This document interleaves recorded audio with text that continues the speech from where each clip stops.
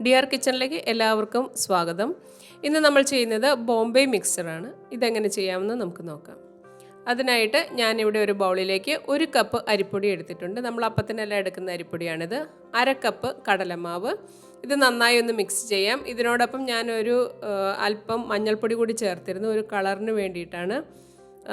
നിങ്ങൾക്ക് വേണമെങ്കിൽ കളർ ചേർത്ത് കൊടുക്കാവുന്നതാണ്. ഇനി ചപ്പാത്തിക്കെല്ലാം കുഴയ്ക്കുന്ന രീതിയിൽ അല്പാൽപമായിട്ട് വെള്ളം ചേർത്ത് നമുക്ക് നന്നായിട്ടൊന്ന് കുഴച്ചെടുക്കാം.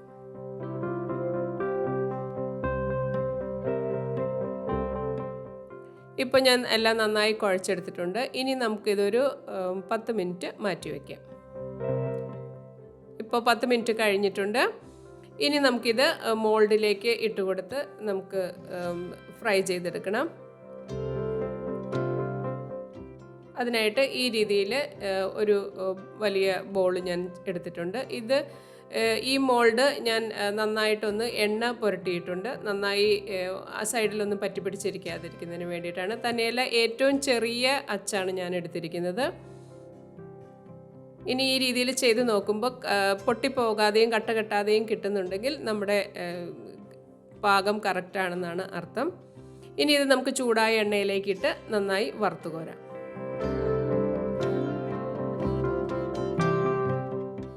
ഇപ്പോൾ ഒരു വശമായിട്ടുണ്ട്. ഇനി നമുക്കിതൊന്ന് മറിച്ചിട്ട് കൊടുക്കാം. ഈ രീതിയിൽ എല്ലാം നമുക്ക് വറുത്ത് കോരാം.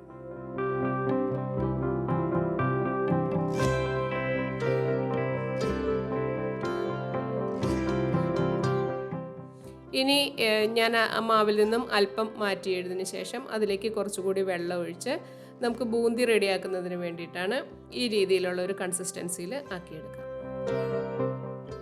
ഇനി ഇതുപോലുള്ള ഒരു തുളയുള്ള തവി കൊണ്ട് നമുക്ക് അതിലൂടെ കോരി ഒഴിച്ച് നമുക്ക് ബൂന്തി റെഡിയാക്കാം.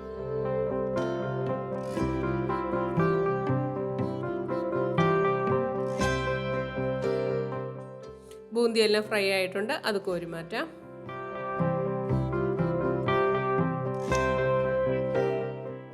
ഈ രീതിയിൽ നമുക്ക് ബൂന്തിയെല്ലാം ഫ്രൈ ചെയ്തെടുക്കാം.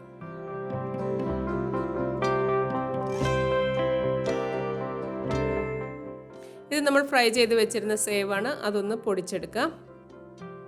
എല്ലാം പൊടിച്ചെടുത്തിട്ടുണ്ട്. ഇനി നമുക്ക് ഇത് മസൂർ ദാലിൻ്റെ മുഴുവനായിട്ടുള്ളതാണ്. അത് ഞാനൊരു 2-3 മണിക്കൂറോളം 3 മണിക്കൂറോളം ഞാൻ വെള്ളത്തിലിട്ട് കുതിർത്തി അതിനുശേഷം അരിച്ചെടുത്തതാണ്.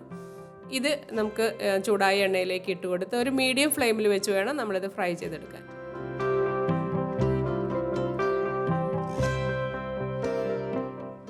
ഇടയ്ക്കൊന്ന് ഇളക്കി കൊടുത്ത് നന്നായി എല്ലാ വശവും ഫ്രൈ ചെയ്തെടുക്കാം. ഇപ്പോൾ മസൂർ ദാലും ഫ്രൈ ആയി വന്നിട്ടുണ്ട്. അത് നമുക്ക് കോരിയെടുക്കാം.